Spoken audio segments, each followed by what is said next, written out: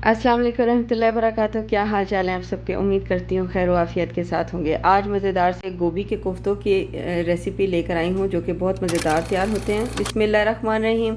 गोभी के कोफ्ते बनाने के लिए मैंने एक गोभी का फूल ले लिया है जिसका वेट 1 किलो है। तो आप इसको अपने घर के मुताबिक बढ़ा सकते हैं या कम कर सकते हैं, यानी आप 1 किलो ले लें या 1.5 किलो ले लें, आप अपने घर के अकॉर्डिंग कर लें। बेशक पूरे फूल का ना बनाएं, आधे फूल का बना लें। उसके बाद मैंने इसकी जो गिरियाँ हैं इनको साइड पे कर लिया और जो इसका सख्त वाला हिस्सा होता है उसको अलग कर दिया। सिर्फ़ और सिर्फ मैं इसमें इसकी जो फूल हैं यही डाल रही हूँ, बाकी इसके स्टेम्स मैं बीच में नहीं डाल रही। और उसको अच्छे तरीके से वॉश कर लिया ताकि देख लें इसमें कोई कीड़ा वगैरह तो नहीं है। और फिर उसको मैंने कद्दूकश किया है। अच्छा, मेरे लिए ये एक बड़ा ट्रिकी पार्ट होता है जब मैंने इसको कद्दूकश करना होता है। अमूमन लोग बड़े इजीली कर लेते हैं लेकिन मुझे बड़ा टफ लगता है, तो मैं आपको दो तरह से करके दिखाऊंगी। बेसिकली हमें जो कद्दूकश करना है ना, वो इतना करना है कि वो बहुत मोटा ना हो और बहुत ही बारीक ना हो। तो मैं दो एक फूल करके ही, बस कहते हैं ना बंदा रज गया, मैं रज गई थी। तो फिर उसके बाद मैंने इसमें डाल दिया ये जो चॉपर होता है। तो मैंने सोचा क्यों ना तजर्बे के तौर पे दो एक फूलों को हम चॉप करके भी देखते हैं। सिर्फ 2 से 3 बार उसको दबाया और ये हमारा, ये देखिए माशाल्लाह ज़बरदस्त सा हो गया। जितनी मुझे इसकी चाहिए थी ना, इसकी लुक चाहिए थी, उतना ही है। ना ही ये बहुत मोटा है ना ये बहुत पतला है, ये देखिए बिल्कुल सेम है। क्योंकि अगर बहुत ज़्यादा बारीक कर देंगे तो ये बहुत ज़्यादा पानी छोड़ेगी, तो इसलिए हमें इतना करना है कि ये बस बारीक सा हो जाए। तो अगर आप मेरी तरह कद्दूकश करने में ज़रा वो आपको प्रॉब्लम लगती है तो आप चॉपर में इसको इस तरीके से घुमा के, इतनी ही इसको आपको वीडियो में अंदाज़ा हो जाएगा, हाँ बेस्ट है मेजरमेंट, तो आप इतना ही बारीक कर लें। और उसके बाद आप इसको एक बाउल में निकाल लें। उसमें डाल दिया है मैंने हरा धनिया, साथ ही लहसुन अदरक डाल दिया है 1-1 टेबल स्पून भर के। और साथ ही मैं इसके बीच में डाल दूंगी प्याज। प्याज जो है ना वो मैंने इसी तरह चॉपर में कर लिया है चॉप, और उसको इतना बारीक फाइन कर लिया है क्योंकि हमें इसका पानी निकाल के डालना है। क्योंकि अगर हम इसको इसी तरीके से इसमें डाल देंगे प्याज, तो प्याज जो है ना वो पानी छोड़ता है। तो इस तरह इसको जब हम बाइंड करेंगे तो हमें इसको बाइंड करने में प्रॉब्लम होगी। तो इसलिए बेहतर है कि प्याज को इस तरीके से साइड पे आप ब्लेंड कर लें, और फिर जो उसका अर्क है वो साइड पे करके, चाहे मलमल के कपड़े से निचोड़ लें या स्टेनर में कर लें, जैसे आपको ईजी लगे उसमें से निकाल के तो प्याज आप इसमें डाल दें। और उसके बाद मैंने इसके बीच में तकरीबन हाफ़ टेबल स्पून डाला है नमक का। नमक और मिर्च आप अपने टेस्ट के अकॉर्डिंग एडजस्ट कर सकते हैं। और फिर उसके बाद 1 टेबल स्पून मैंने भर के डाला है सुरख मिर्च का।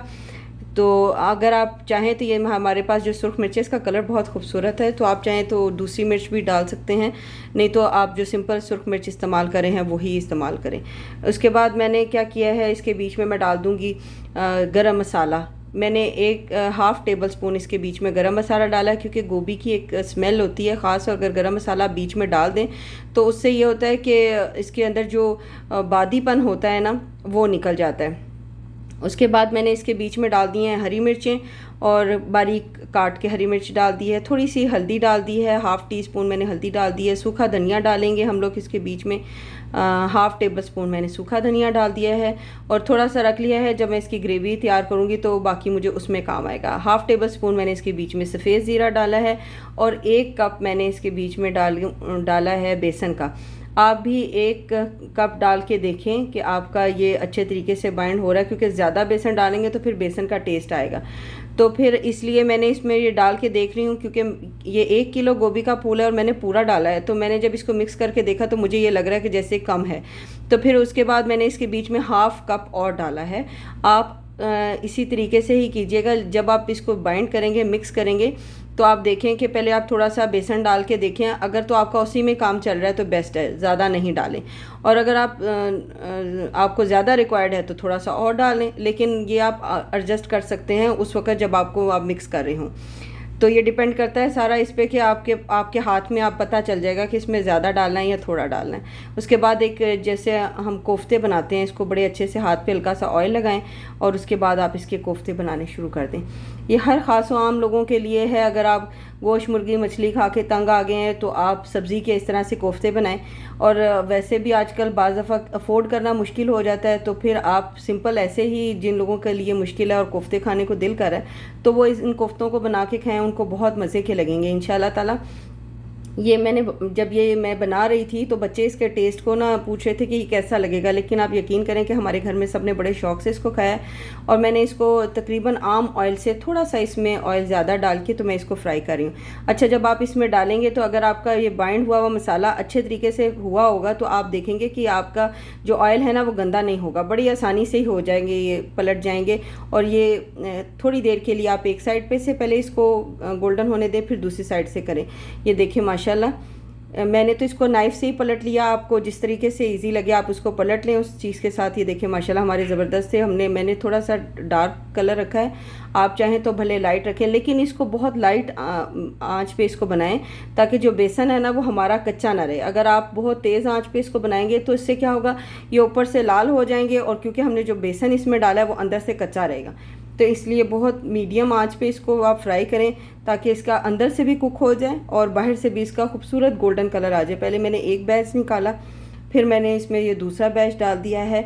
घर में इस तरह अलग अलग से रेसिपीज़ ट्राई करने से ये होता है कि ज़रा एटमॉस्फेयर भी चेंज रहता है और आपको रंग बिरंगी चीज़ें खाने को मिलती हैं। तो घर में चीज़ें बदल बदल के ज़रूर बनाया करें। बाज़ दफ़ा घर वाले ही मुख्तलिफ़ चीज़ों को या अपने घर की एक ही रूटीन को खा खा के तंग पड़ जाते हैं, और हम परदेसी तो ज़्यादा तंग पड़ जाते हैं इसलिए क्योंकि हम लोगों ने अपने ही हाथ का खाना होता है, या बहुत हो गया तो होटल से खा लिया।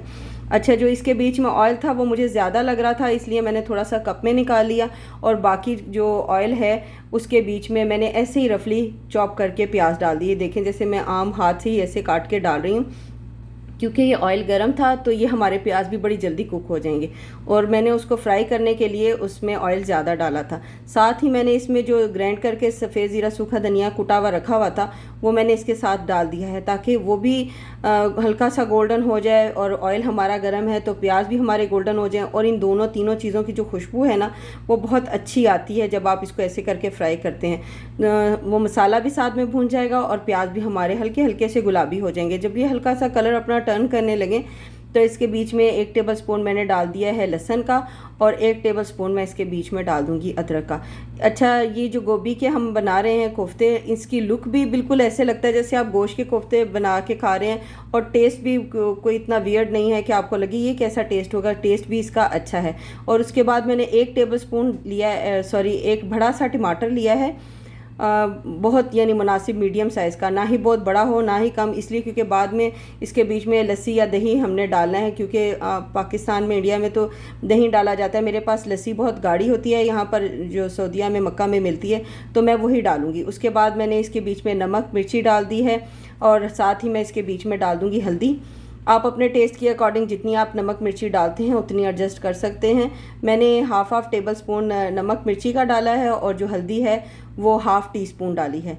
और उसके बाद थोड़ा सा पानी डाल के इसको मैंने 5 मिनट के लिए दम पे रख दिया था ताकि ये नरम हो जाए और अपने इसी में कुक हो जाएं अच्छे तरीके से। ये देखिए मसाला जितना ज़्यादा हम फ्राई करेंगे, या अगर मैं अक्सर लोग क्या करते हैं कोफ्ते में मसाले को ग्राइंड करके डालते हैं, जैसे प्याज को आपने ग्राइंड किया फिर आपने लहसुन को और टमाटर को किया।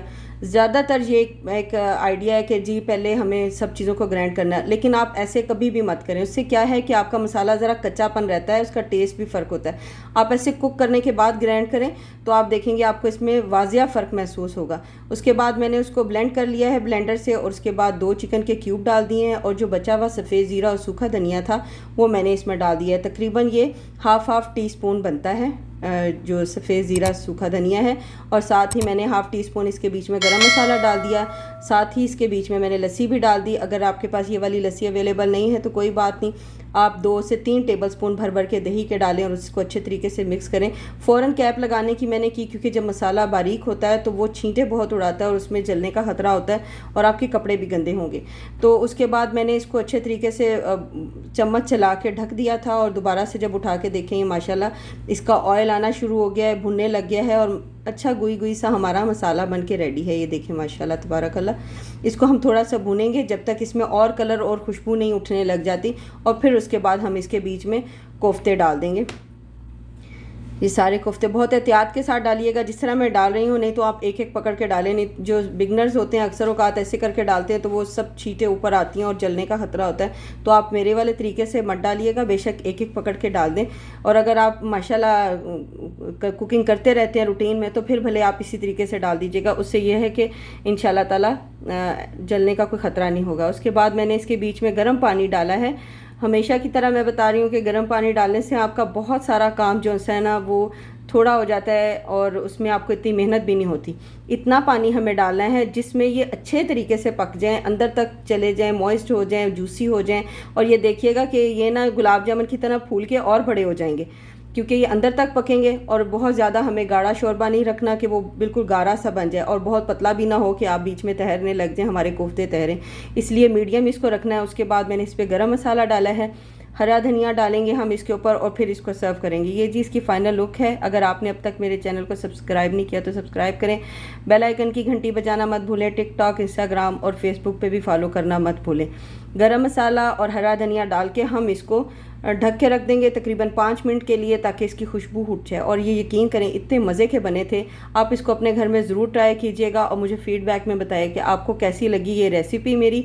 और ये देखिए माशाल्लाह तबारक अल्लाह, कोई भी इसको देख के नहीं कह सकता कि ये कोफ्ते जो हैं ना हमने गोभी से बनाए हैं। इसकी लुक और इसका टेक्सचर बिल्कुल ऐसे है जिस तरह आपने गोश्त के या चिकन के कोफ्ते बनाए हों। उम्मीद करती हूँ आपको मेरी रेसिपी पसंद आई होगी। पसंद आई है तो अपनी दुआ में मुझे, मेरी फैमिली और मेरे वालिदैन को याद रखें। अपना ख्याल रखें, अपने प्यारों का ख्याल रखें और अपनी दुआ में मुझे भी याद रखें। जज़ाकल्लाह खैर। अल्लाह हाफिज़।